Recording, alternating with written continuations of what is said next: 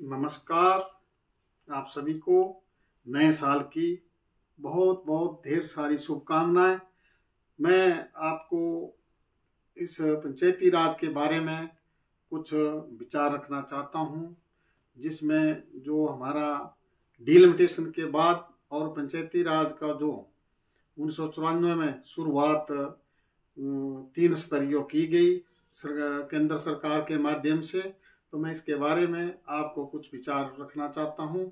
तो आपसे मेरा निवेदन रहेगा, विनती रहेगी कि आप लोग इन विचारों को सुनेंगे और इसमें जो आपको सही लगे उसमें आप कमेंट्स भी मुझे बीच बीच में देते रहेंगे।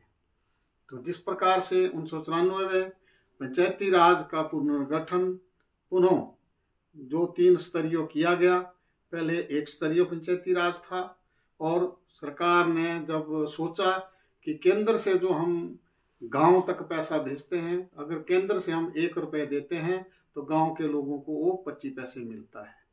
तो इस बारे में विचार विमर्श किया। केंद्र की सरकार ने सोचा कि हम अगर यहाँ से जो धन गरीबों के लिए देते हैं, गरीबों को भेजते हैं, तो उन तक किस प्रकार से वो पहुंच पाएगा और उनको सहायता किस प्रकार से मिल जाएगी।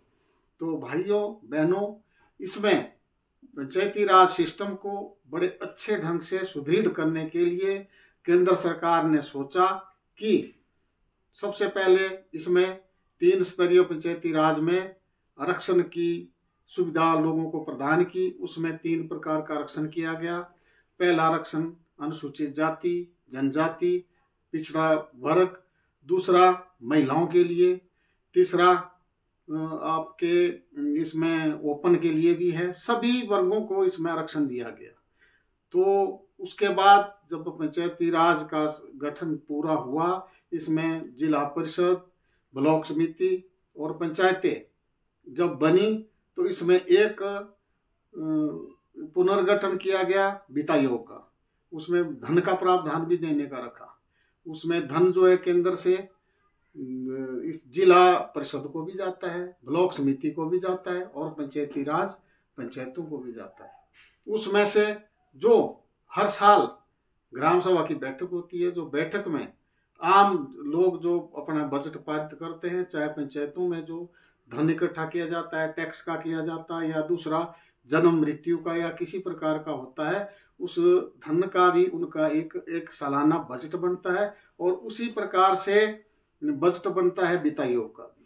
उसमें वित्त आयोग के माध्यम से पंचायती राज के ओर से सेल्फ बनाया जाता है सालाना।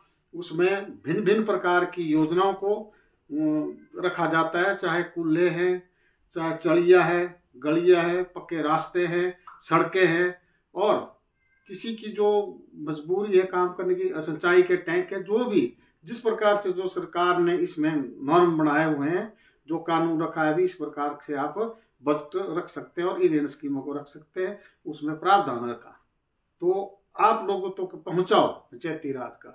तो आप लोग का भी फर्ज है कि आप लोग ग्राम सभा में जाएं और अपनी बैठक में इस प्रकार की जो भी वित्त आयोग के माध्यम से सेल्फ किया जाता है, उस सेल्फ को अप्रूव करें, आप अपनी स्कीमें रखें और आप तक उन स्कीमों का फायदा मिले। तो दूसरी जो मनरेगा है, मनरेगा स्कीम भी आपके लिए एक उदारीकरण, एक आपके विकास के लिए, एक आपको रोजगार देने के लिए स्कीम बनाई गई है।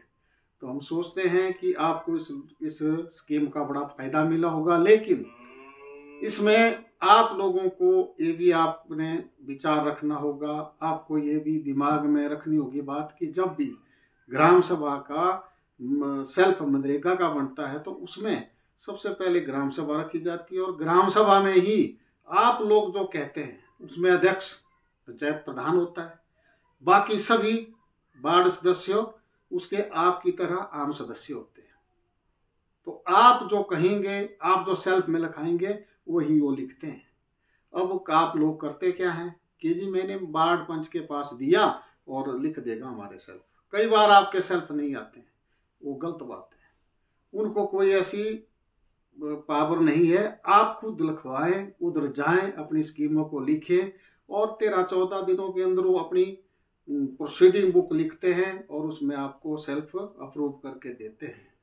तो मैं आपसे विनती करता हूं कि सरकार के माध्यम से जो पंचायती राज में आपको भिन्न भिन्न प्रकार की योजनाओं का प्रावधान रखा गया है सरकार के माध्यम से, चाहे आप गृह निर्माण की योजना है जो कि अनुसूचित जाति, जनजाति, ओबीसी वर्ग के लिए कल्याण विभाग के माध्यम से मिलता है, और दूसरा प्रधानमंत्री आवास योजना के तहत मिलता है, उसमें भी आपको सेल्फ अप्रूव करना है। जिन गरीबों को इस सहायता की जरूरत है वो भी पंचायत के माध्यम से अपने आप इसको प्राप्त कर सकते हैं। तो इस प्रकार मैं आपको जानकारियां देता रहूंगा जो पंचायती राज के बारे में, और दूसरे विभाग के माध्यम से आप तक पहुंचाता रहता हूं, पहुंचाऊंगा। इसी के साथ आप सब लोगों को धन्यवाद। जय हिंद।